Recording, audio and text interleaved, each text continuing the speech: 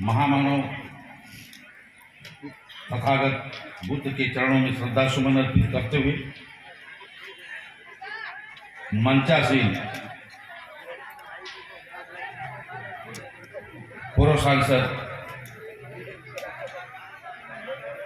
बड़े भाई नरेंद्र कुशवाहा जी,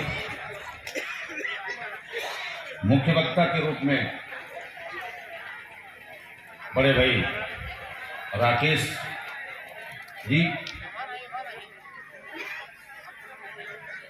संबोधन जी, मंच पर बैठे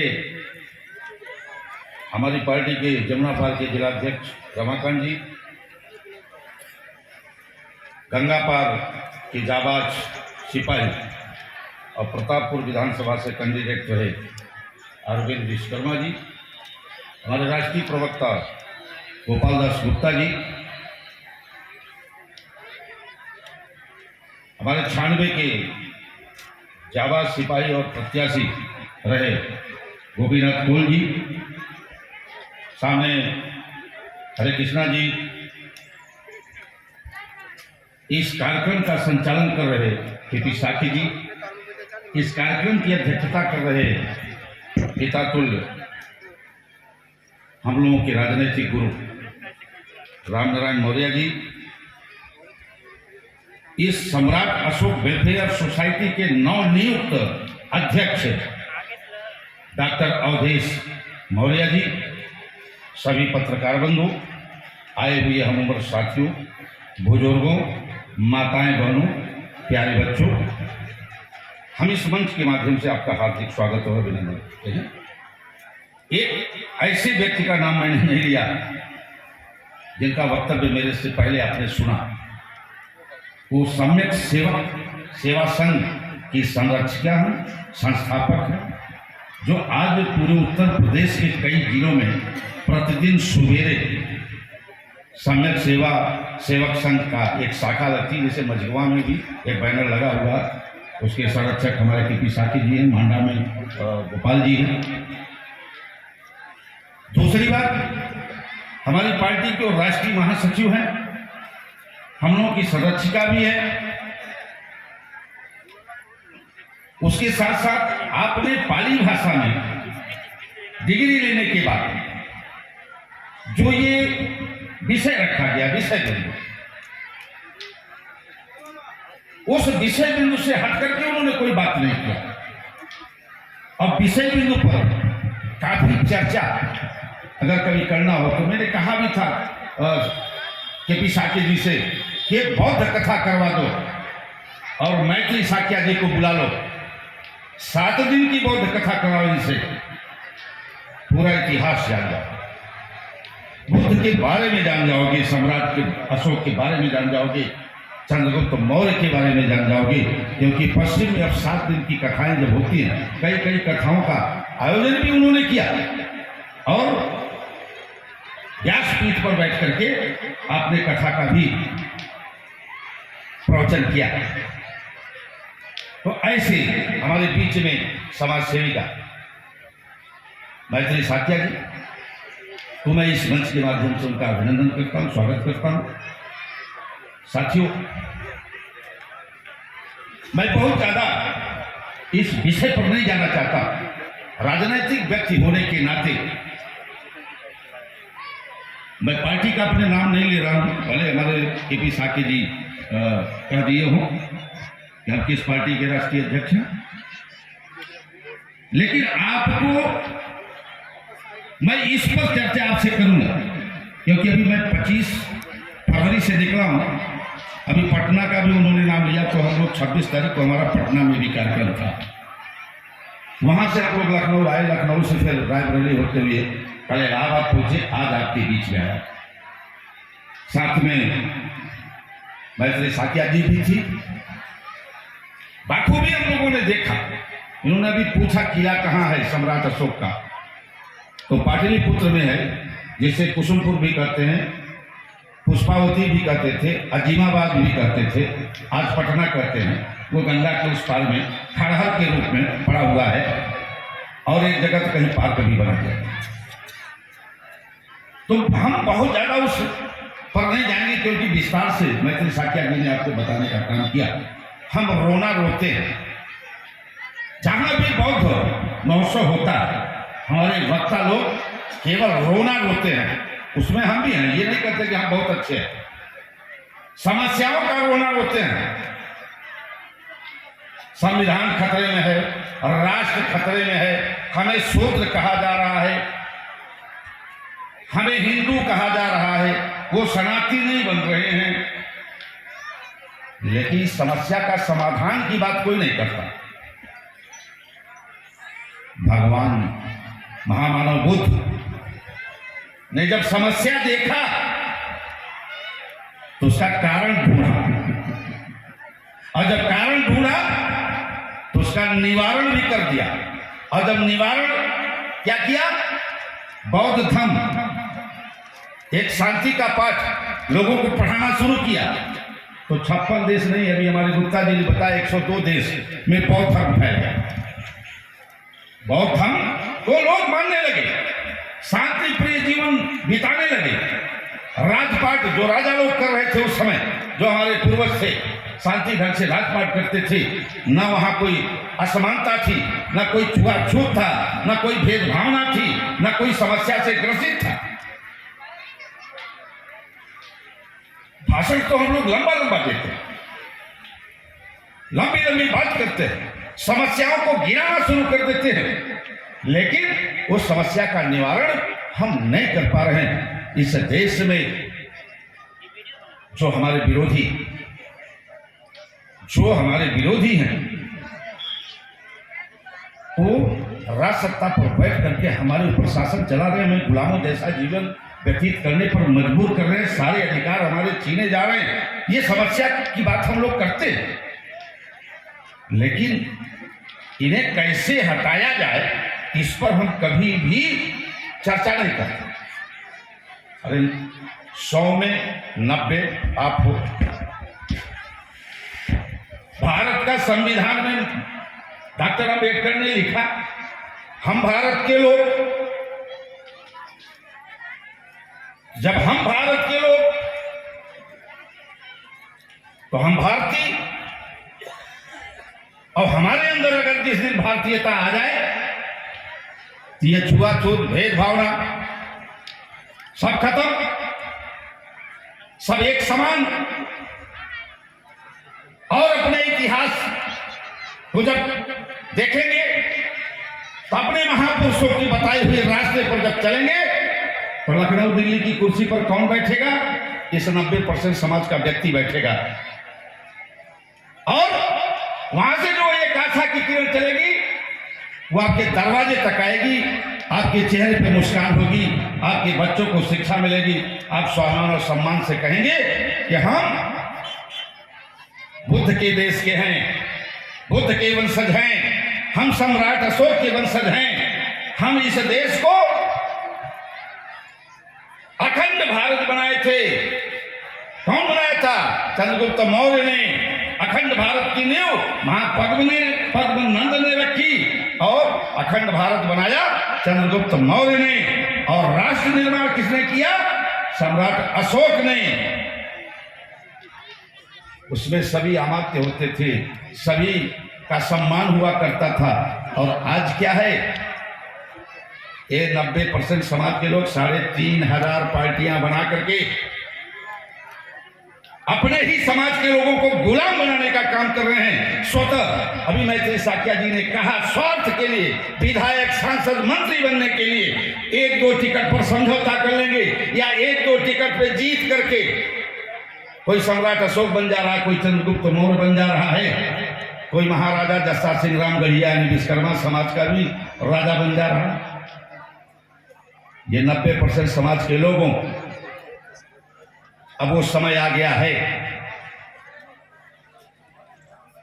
बारी बारी से मुखिया बनने का।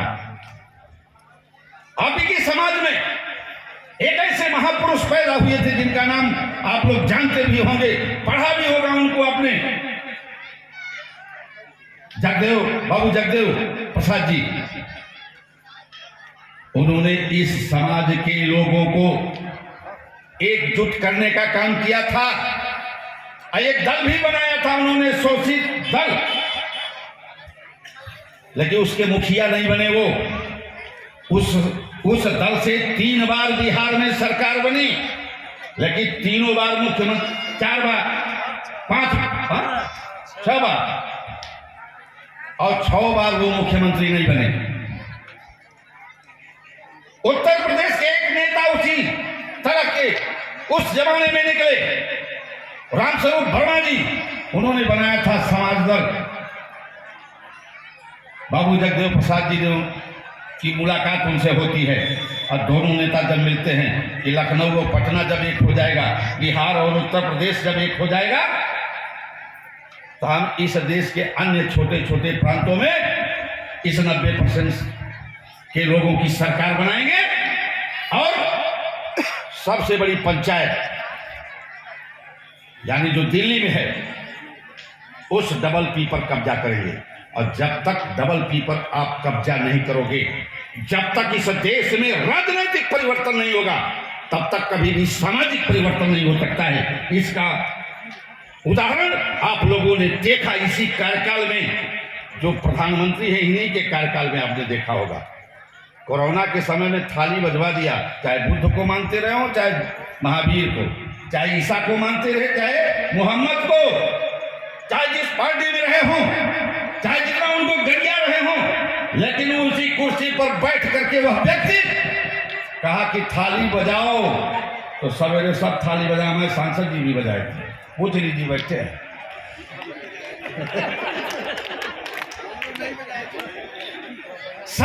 सबकी फोटोग्राफ आई थी उस समय फेसबुक पे, व्हाट्सएप पे कि कोरोना भाग जाएगा।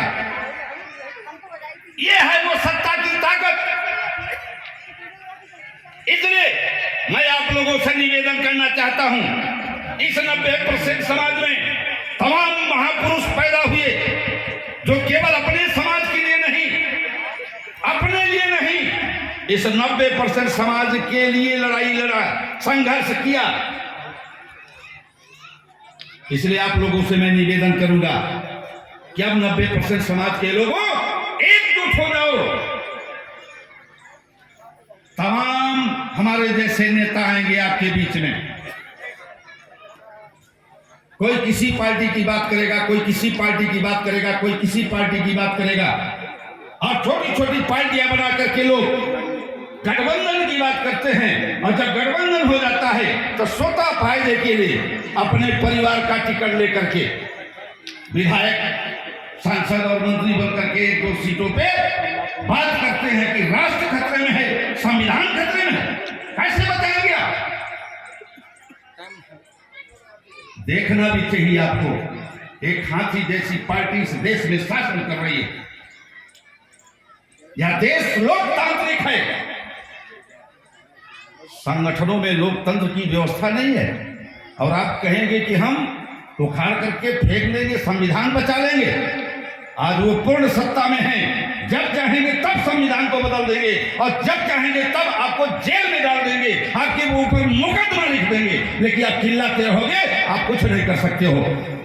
करोगे कब? जब आपके हाथ में सत्ता होगी, आपके अंदर ताकत होगी। वो 3 ही लोग हैं और बारी बारी से 3 में मुखिया बनते रहते हैं। अब मुखिया बन करके इस देश की सत्ता को संभाल रहे हैं और हमारे अधिकार को छीन रहे हैं। और हम 90 होकर के इतने महत्वाकांक्षी हैं, इतनी महत्वाकांक्षा हमारी जग गई है कि हम राष्ट्रीय अध्यक्ष हम नहीं हटना चाहेंगे। अगर हटेंगे तो मेरा बेटा बैठेगा। कैसे इस देश का भला होगा? कैसे इस देश में सम्राट अशोक का राज होगा? कैसे इस देश में बुद्धमय भारत होगा? अरे शिव प्रसाद विश्वकर्मा अगर राष्ट्रीय अध्यक्ष है तो एक कार्यकाल निश्चित है, 3 साल के बाद हटो। अगर हमारे नेतृत्व में आप काम कर रहे हैं तो हम आपके नेतृत्व में काम करें। इस तरह से सत्ता में बैठी हुई पार्टी के पास ऐसा संविधान है। और आज यही कारण है कि वह विश्व की सबसे बड़ी पार्टी बन गई।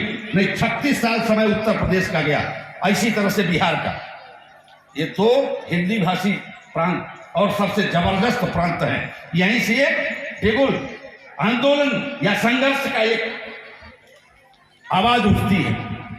36 साल समय बीत गया, कहां तक रह गए? केवल अपने प्रदेश में, और अब तो डबल जीरो पर होते जा रहे हैं। आने दीजिए 2024 और 2027 डबल जीरो पे, और चिल्लाते रहोगे आप लोग इसी तरह से कि राष्ट्र खतरे में है, संविधान खतरे में है, पिछड़े और दलितों का अपमान हो रहा है, इनकी समस्या का कोई समाधान नहीं कर रहा है, इनके अधिकार को छीन लिया जा रहा है। बनते रहो बड़े बड़े नेता, राष्ट्रीय अध्यक्ष, कभी कुछ होने वाला नहीं है। प्रैक्टिकल भी किया, हमसे प्रश्न कर सकते हैं आप, प्रैक्टिकल भी किया मैंने। 2 साल से लगातार दिल्ली में बैठक, बनारस में बैठक, लखनऊ में बैठक, नोएडा में बैठक, मध्य प्रदेश के छत्तीसगढ़ में बैठक, 150 पार्टियों के राष्ट्रीय अध्यक्षों को मैंने संबोधित किया कि संविधान एक बन जाए, यह देश लोकतांत्रिक है, लोकतांत्रिक व्यवस्था हो जाए और एक समय निर्धारित हो जाए और जातिवाद, परिवारवाद, वंशवाद से हट करके एक ऐसे लोकतंत्र का संगठन हम लोग खड़ा करें जिससे इस 90% समाज के लोगों को सामाजिक, आर्थिक, धार्मिक और शैक्षिक स्वतंत्रता मिले और ये भी गर्व से कहें कि हम इस भारतवर्ष के निवासी हैं, हमारा बेटा दिल्ली और लखनऊ की कुर्सी पर बैठा है। लेकिन लोगों ने के अंदर इतनी बड़ी महत्वाकांक्षा कि वो हटना नहीं चाहते और समस्याओं का अंबार जब भी खड़े हो माइक के सामने, ये लूटा जा रहा है तो वो लूटा जा रहा है, तो इस तरह से हो रहा है। हमने एक बात पूछी 10 फरवरी के मीटिंग में कि सभी राष्ट्रीय अध्यक्षों से, जो जो बैठे हैं सब लोग हमको बता दें, समस्याएं तो अनगिनत हैं, इसका निदान कैसे करेंगे आप? 2 विधायक बनाकर या 6 विधायक बनाकर मंत्री, एक मंत्री पद लेकर के, या मंडल स्तर पर अपनी पार्टी चला करके, या प्रदेश स्तर पर अपनी पार्टी चला करके कैसे समाधान होगा? कोई जवाब नहीं। हमने कहा आज के बाद मैं बैठक आप लोगों के साथ नहीं करूंगा। यह देश लोकतांत्रिक है, मेरा संगठन लोकतांत्रिक है, हमने एक व्यवस्था बनाई है और जिसको आना होगा वो हमारे साथ आओ, और नहीं इसी तरह से जैसे ये मंच लगाए ना, ऐसे समाज के लोग मंच लगा देंगे और लंबी चौड़ी भाषण करके हम लोग माला पहन करके चले जाएंगे और आए दिन इस पिछड़े दलित अल्पसंख्यक समाज का अपमान होता रहेगा, इनके बहन बेटियों की इज्जत और आबरू लूटी जाएगी और हम चिल्लाते रहेंगे ये दरिंदा हमारी सुन नहीं रहा है। इसलिए मैं आप लोगों से निवेदन करना चाहता हूं, हम विषय से हट करके बोल रहे हैं इसलिए कि मैत्री साक्या जी ने विषय पर बताया, अभी और हमारे वक्ता, मुख्य वक्ता जी राकेश कुमार जी, वो भी विषय पर बताएंगे, संबोधन जी भी बड़ी लंबी चौड़ी। आज उम्र क्या हो गई संबोधन जी की? 70 के पास पहुंचने वाले हैं, अच्छे वक्ता हैं, अच्छे जानकार हैं, मंचों पे भाषण करते हैं, समस्याओं को गिनाते हैं, इतिहास को पढ़ करके बता देते हैं, लेकिन उस समस्या का निराकरण नहीं बताते कि कैसे होगा।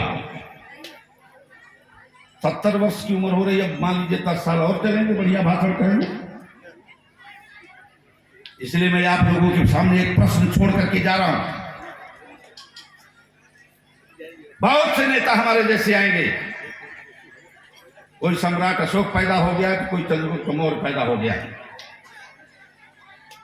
कोई राजा सुहेल देव पैदा हो गया है, कोई सरदार पटेल, वो छत्रपति साहू जी पैदा हो गए, कोई जत्सा सिंह रामगढ़िया पैदा हो गया है, कोई महाराजा बलभद्र विश्वकर्मा पैदा हो गए बलरामपुर वाले। लेकिन कभी भी समस्या का समाधान होने वाला नहीं है। इसलिए आगामी आने वाले समय में मेरे साथियों, इस 90% समाज के लोगों और खास करके मौर्य और कुशवाहा, माली, सैनी, शाक्य वंश के लोगों से कहना चाहता हूं कि अखंड भारत के निर्माता आप हो, राष्ट्र के निर्माता आप आप हो और बड़े भाई बन करके इस 90% समाज की लूट रही इज्जत को, इनके लूट रहे अधिकार को बचाने के लिए मोहन भागवत बन जाओ, बाबू जगदेव प्रसाद बन जाओ और बारी बारी से समस्त पिछड़ी दलित जातियों को मुखिया बनने का मौका दो। राष्ट्रीय अध्यक्ष की कुर्सी एक ही है, मुख्यमंत्री की कुर्सी एक है, प्रधानमंत्री की कुर्सी एक है, लेकिन हमारे ब्रजलाल कानूनगो की बिरादरी बन जाते हैं आप लोग। जैसे उनकी बिरादरी में एक भेड़ होती है ना, जिधर चल दी तो चल दिया, ना ही हम प्रधानमंत्री बनवे करब, हम बनवे करब तो कई मुख्यमंत्री बने तब से पीछे से जन कहे हम हूं बनब, हमारा संगठन बहुत बड़ा। अरे यार बारी बारी से बन लो, संतोष करो, धैर्य धारण कर लो। अगर हम आपके नेतृत्व में काम कर रहे हैं तो आप हमारे भी नेतृत्व में काम करो। और जिस दिन ये सीख जाएंगे, जैसे महामानव बुद्ध ने 54 देशों में बुद्ध धर्म को पहुंचाने का काम किया था, उसी तरह से इस 90% समाज के बीच में एक ऐसी विचारधारा का उदय होगा कि आप डबल पी पर कब्जा कर लोगे और फिर वहीं से आप सामाजिक परिवर्तन कर लेना, इस जातिवाद को खत्म कर देना। तब ये कभी सनातन और हिंदू की बात नहीं होगी, शूद्र की बात नहीं होगी। और मंच पर खड़े होकर के हम गरियाने से कभी भी समस्या का समाधान नहीं कर सकते। किसी को मत गाली दो, अपने भाई को समझाओ, उनको बताओ, उनको अपना इतिहास पढ़ाओ।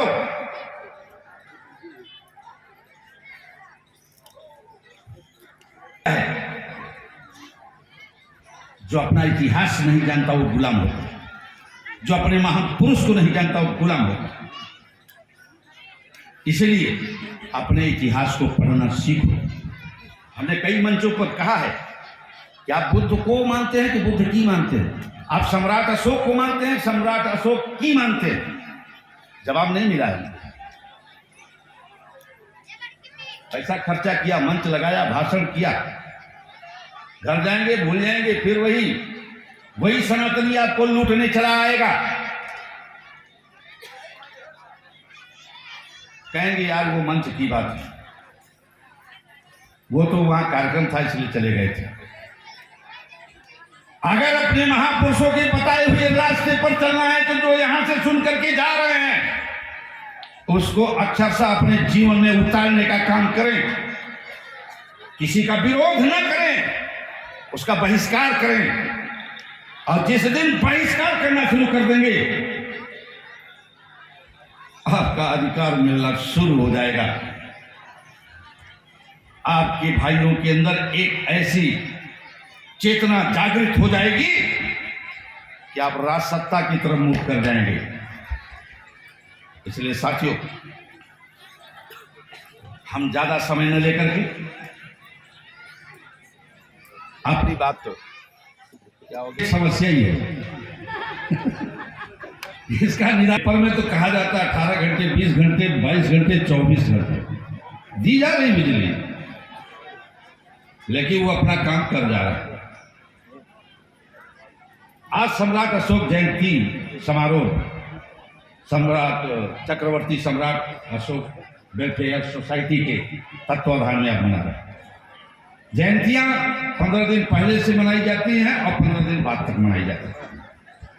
इसलिए मैं आप लोगों से निवेदन करना चाहता हूं, हमने तो अपने पार्टी के फोरम से अभी कल लखनऊ में बैठ करके मीडिया के सामने सोशल मीडिया के माध्यम से अपने सभी जिलाध्यक्षों को, चाहे वह हरियाणा के हमारे कार्यकर्ता हों, चाहे पंजाब के हों, चाहे हिमाचल प्रदेश के हों, चाहे दिल्ली के हों या पटना के हों या छत्तीसगढ़ और मध्य प्रदेश के, जहां जहां मेरा संगठन चल रहा है, मैंने एक निवेदन किया है कि 29 मार्च को अशोका जन्माष्टमी है, अशोक जी का जन्म दिन है। उस दिन को राष्ट्र निर्माण दिवस के रूप में मनावे। और आप लोगों से भी निवेदन कर रहा हूं, भले हमारी पार्टी से आप बिलोंग न करते हो, लेकिन निवेदन करूंगा आपसे कि अपने परिवार को बैठा करके 29 मार्च को सम्राट अशोक की एक तय चित्र रख करके माल्यार्पण करके 5 मोमबत्ती जला करके अगरबत्ती जला करके आप सम्राट अशोक की जयंती मनाने का काम करें और उसे सोशल मीडिया पर, व्हाट्सएप और फेसबुक पर भेजने का काम करें। जिस दिन ये करना शुरू कर देंगे, ये बैठी हुई सत्ता में जो सरकार है, इसका सिंहासन हिल जाएगा कि अब 90% समाज के लोग जग गए हैं। अब ये अपने महापुरुषों को जानना शुरू कर दिए हैं, इनको पढ़ना शुरू कर दिए हैं। अब इनके बताए हुए रास्ते पर जिस दिन चलना शुरू कर देंगे, वह यह कुर्सी मेरे हाथ से चली जाएगी। इसलिए मैं आप लोगों से निवेदन करना चाहता हूं कि 29 मार्च को करेंगे। उठाइए जरा हाथ, देख लें। 29 मार्च को अपने घरों में सम्राट अशोक की फोटो रख करके 5 मोमबत्ती और अगरबत्ती लगा करके, एक माला पहना करके, अगर उनका किताब उताब इतिहास को जानते हैं तो अपने बच्चों को जरूर बताइएगा, और अगर नहीं जानते हैं तो इस तरह से करके उसको व्हाट्सएप फेसबुक पर भेजने का काम करिएगा। साथियों, ये जो अपने को सनातनी बनते हैं ना, इनका एक छोटा छोटा सा ऐसा त्योहार आयोजन कहीं न कहीं करके उसको दिखाते हैं व्हाट्सएप फेसबुक पर। इसलिए मैं आप लोगों से निवेदन करूंगा कि जितने भी इस 90% समाज में महापुरुष पैदा हुए हैं, उनकी जन्म जयंती और पर्व निर्माण दिवस नहीं भीड़ जुटा सकते हैं तो अपने घरों पे मनाने का काम करें, और अपने घरों की महिलाओं को उन जन्म जयंती समारोह को त्योहार के रूप में मनवाने का काम करें। जैसे 3 तो मुख्य त्योहार है। जिस दिन बुद्ध का जन्म हुआ, जिस दिन उनको ज्ञान मिला, जिस दिन उनको पर्व निर्माण दिवस हुआ, उस दिन महिलाओं से कहिए खूब व्रत रख करके अपने पुत्र को, अपने नाती के लिए मन्नतें मांगे। अभी जैसे मैंने बड़ा अच्छा काम देखा यहाँ कि एक बच्चे का मुंडन संस्कार हो रहा है। इस तरह से अपना त्योहार मानने का काम करें। इन्हीं चंद शब्दों के साथ जय हिंद, जय भारत।